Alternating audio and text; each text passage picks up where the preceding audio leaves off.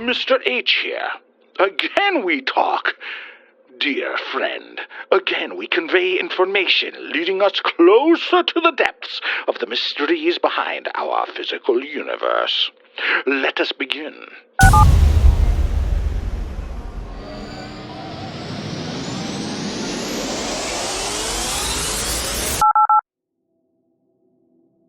His name, Jose Delamo, 32. Last we heard of Jose, he was a police detective, a very, very good police detective on the Norristown Force. That was a long time ago. Location, Norristown, Pennsylvania. Date, summer of 1978. Disco and economic depression brought with it depravity and crime all over the USA. It was no different in Norristown, a small skip north from the city of brotherly love in southeastern PA.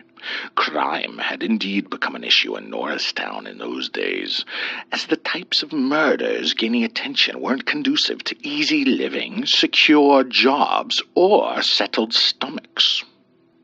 So the mayor and police chief would attest.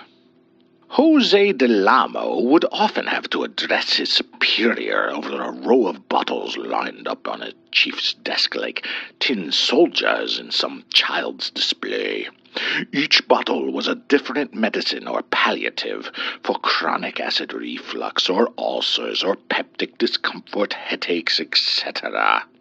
The latest case Jose was sent to iron out and nail down was a conundrum indeed. A murder with lots of evidence and little probability.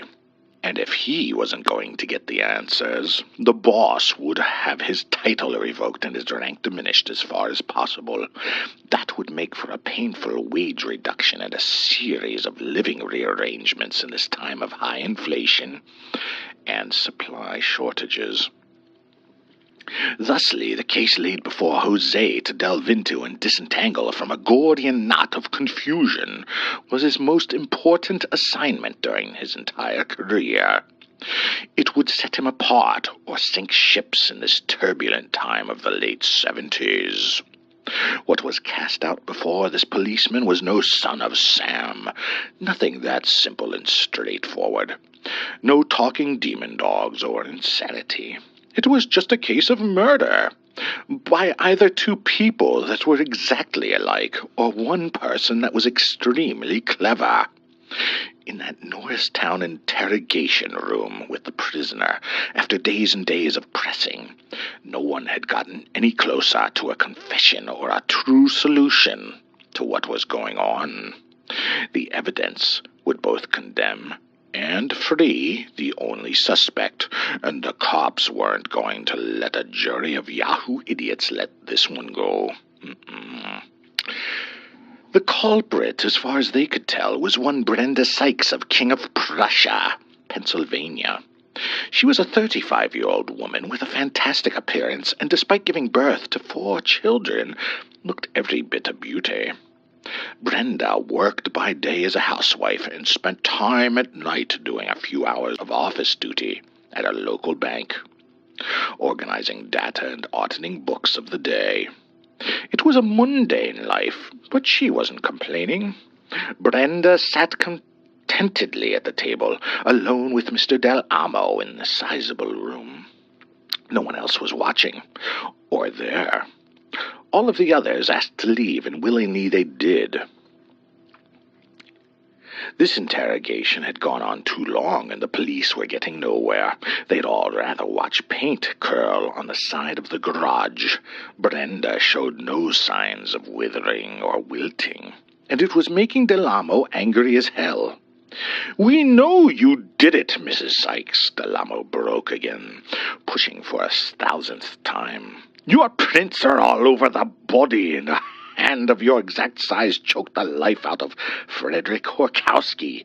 We have the evidence." And you also have the evidence that I didn't murder that man, Brenda happily replied. My fingerprints and entry-exit data are all over that bank where I work, at the same time as the murder. Even forensics proves I wasn't there. Send me to trial, Mr. Delamo. I'll be free in a week. We know you did it, the detective thundered once again. I've been here for several days, Delamo, the woman began to get irritated. I'm not going to confess, and you are wasting my time. My precious babies are back home crying, worried for their mother, losing their formative years to this farce. I demand you let me go to return to my family, or God help you, there will be blood. Ah, Delamo perked up. Threats! This is getting somewhere. Brenda realized she had let too much slip. It broke her resolve. Look here, you the lady before him said, standing up slowly.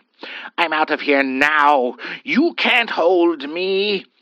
Yeah, her interrogator scoffed. You and what army?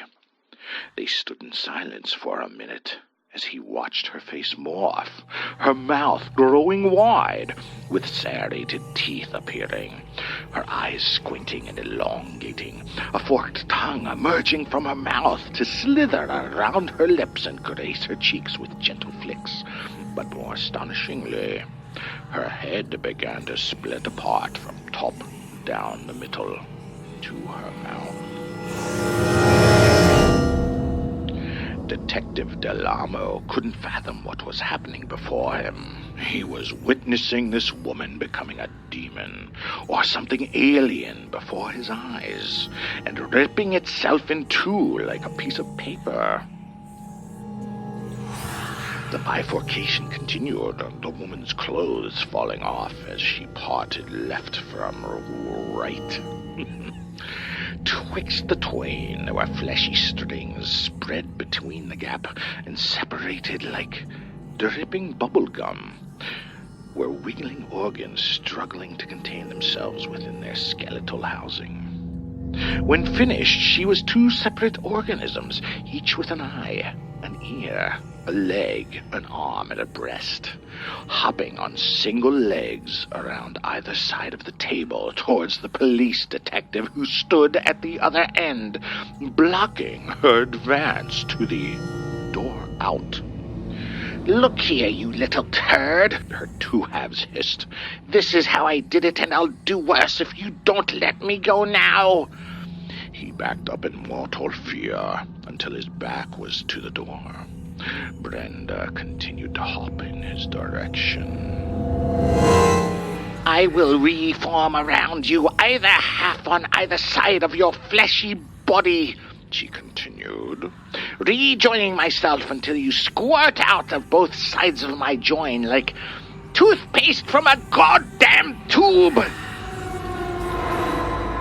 A deep and primal fear, deeper than any horror, speared the man's most base instincts, and he yelped like a puppy as he turned and left the room. Other officers in the department saw Detective Delamo run out the door as tears streamed down his face. They rushed to him, but he ran so fast and disappeared into the distance so quickly that they had to give up pursuit. Brenda walked from the precinct in Norristown, a whole woman once again, clothed once again as well, and went home, never to have a full court case thrown at her. The investigation was dropped, and a couple weeks later, when prosecutors realized the case would fail before every jury, nothing was ever heard again from Brenda Sykes. As for Delamo, he must have never stopped running. He was never seen in Norristown again. His home was abandoned, along with his possessions. Even his car was left behind. Where he went and what occurred after the incident with Brenda Sykes is still a mystery to this very day. One might say he merely split.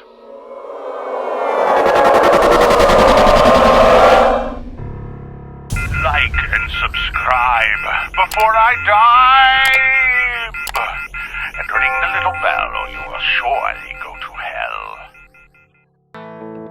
Oh, we're telling spooky stories. This is not a spooky story. Oh, there's no way on the couch I can it sit. depends how you look at it. It is kind of spooky. I guess so. Wait, that's it? That's the end of the story? That is a